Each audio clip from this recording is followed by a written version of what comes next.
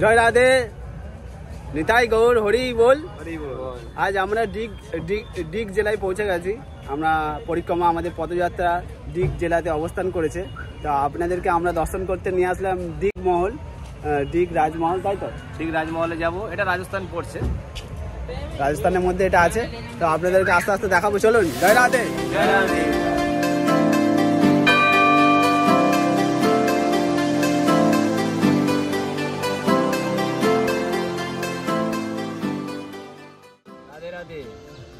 আমরা আজকের এই ডিগ রাজমহলে বসে আছি।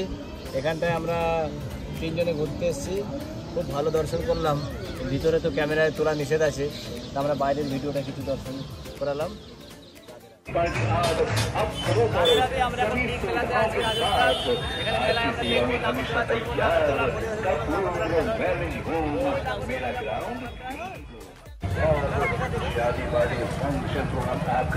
और प्रबंधन हमारा